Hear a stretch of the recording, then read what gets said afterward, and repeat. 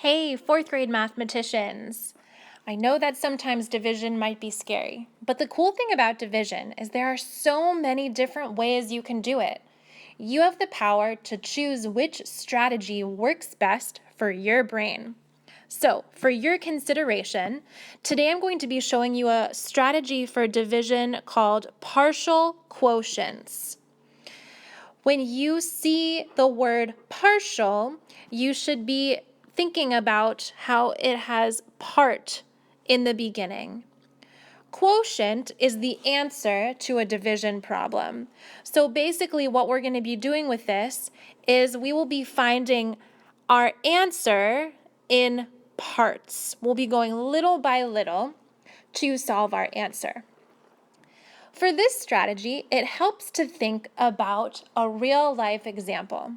So our problem says 583 divided by 4. So I want you to imagine that we have 583 students and they are going on a field trip. Okay, 583 kids going on a field trip. And they need to be separated into the 4 buses. Okay, so let's imagine that all the kids are sitting together in a room. Okay, so here are all the kids sitting in the classroom, right? And the teachers need to get all the kids out of the multi-purpose room and onto the bus. So just imagine those are buses, but right, there are 4 buses because we have the 583 kids. So imagine that this is 583 kids up here, and they need to go on the different buses. So this is our problem. But here's the thing. If the teachers just let all 583 kids run out of the classroom all at one point, it would be craziness, right? It would be so disorganized and nobody would know where to go. So that's where our partial comes in play. The teachers want to just take a few of the kids out at a time. But they don't have all day, right? We can't take the kids out one at a time. We're going to take them out in groups. So I'm going to draw a line here, and we're going to get started with our math. So we are going to write out our division problem like this. Okay, so I'm also going to write a line right here, and you'll see why in just a minute. Well, actually, let's use a different color. Okay, so we have our 583 kids in the gym. So what the teachers need to do is they need to take the kids out in groups, but not too small of a group, because we don't want this to take forever. So what if the teachers started by taking out the kids in groups of 100? So the teachers took 100 kids to get onto each bus. Now we have 4 groups. So if we took 4 groups of 100, that would mean that 400 kids just left the classroom to get onto the bus. So I'm doing subtraction because we started with 583 kids in the gym. Now we took out 4 groups of 100 to go get on the buses, right? So if 400 of the kids left to get on the buses, how many kids do we have left in the gym now?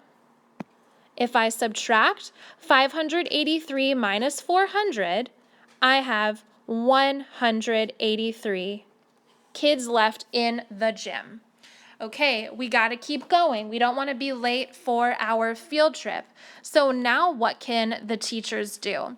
The teachers don't want to be doing complicated math. So taking groups of 100 was pretty easy. So they want to do things like take groups of 10, 20, 30, 40, or 50 kids at a time, because that's easy to count. Now I still have 183 kids left in the gym. So I don't want to take out a group of 10. That's too small. So I need to think, what is a number of groups that I could take out of the gym? That would be easy. Could I take another 4 groups of 100 out of the gym? No, I can't do that because I only have 183 kids left. So it needs to be a number less than 100. What if I took, I don't know, I'm trying to think of an easy number. What if I took 4 groups of 50? What's 4 times 50? 4 times 50 is 200. Nope, can't do that because there are only 183 kids left in the gym. I need to go less than 50. Well, an easy number less than 50 is 40. So what if the teachers took out 4 groups of 40? 4 groups of 40 would mean that 160 kids just left the gym. I can do that. That works. So how many kids are left in the gym now? Let's see. If I subtract, I'm left with only 23 kids left in the gym. Okay, so now we're getting down to it. With the gym, the classroom, the multi-purpose room, wherever the kids are, right? So now, what could I do? Could the teachers take the kids out in groups of 10? 4 groups of 10 would be 40. Nope. That won't work. We only have 23 kids. So how many groups of 4 can I fit into 23?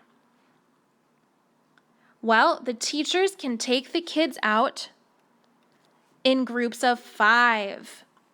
4 groups of 5 would be 20.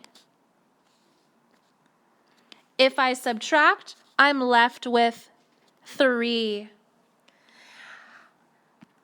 I can no longer separate these children into groups of 4. So that means that this number right here is our remainder. I guess these are the kids that did not remember to turn in their permission slip or something. So let's look at our partial quotients. We have to look back at all the work we did. First, the teachers took out 100, 4 groups of 100. Then they took out 4 groups of 40. And then they took out 4 groups of 5. I need to add my 3 partial quotients together. 100 plus 40 plus 5 to get my answer. 145 with a remainder of 3. That is my answer. And that answer means that on each of the 4 buses, there were 145 students, and 3 of the students were left behind. And that's the partial quotients strategy. Here's another example using the partial quotients method or strategy. So we will get our division problem set up. And I'm going to also go ahead and draw a line here to help keep everything organized. And then let's make sure we understand our problem. So again, we can imagine that we have 962 kids waiting in the gym or somewhere to go on a field trip. Okay, so there are all the kids, and the teachers know that they need to get all 962 of these kids out and on to the buses. And in this situation, we have 6 buses. All right, there are the buses. So just like we talked about in the last problem, can you imagine if we had 962 kids running out of the classroom and onto the buses all at once? somebody would probably get hurt. So, of course, teachers, they always want to be organized. We're going to do groups leaving onto the bus at each time. So, we're in a hurry. We don't want to be late. We need easy numbers. So, how about we start with a nice, easy number like 100? So remember, we're not just taking 100 kids out, we're taking 100 kids to get on each bus. So this bus and this bus, this bus, this bus, this bus, and this bus. So we have 600s. So that means that 600 kids just left. So we're going to subtract, take them away. How many kids now are left inside the gym? If I subtract, I'm left with 362 kids still in the gym. All right, we got a bunch on the bus, but we still have some work to do. Could I again take 6 groups of 100 out of the gym? Whoa, definitely not, because I only have 362 kids left. So I need to get a number far smaller than 100. So, another easy number would be 50. Could I take 6 groups of 50? 6 times 5 is 30. So 6 times 50 would be 300. Oh, that could work, right? Okay. So how many kids are left in the gym now? 62. So these 62 kids on the bus, these 62 kids still need to get on the bus, and we're running late, so we need to get all these kids out. So I need to do a smaller number. What if I did 6 groups of 10? 6 tens would be 60. And there are 2 kids left. Those 2 kids, I can't separate those 2 equally across the 6 buses. So these 2 kids, maybe they didn't bring in their permission slip, or they're going with their parents in cars. I don't know. So that's our remainder. So now, how many kids did I put on each bus? First, I put 100 on each bus. Then I put 50 on each bus, and then I put 10 on each bus. So I need to add that together. 100 plus 50 plus 10 equals 160 with a remainder of 2. So 962 divided by 6 equals 160 with a remainder of 2.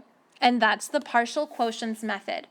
Or you can think of it as the field trip method.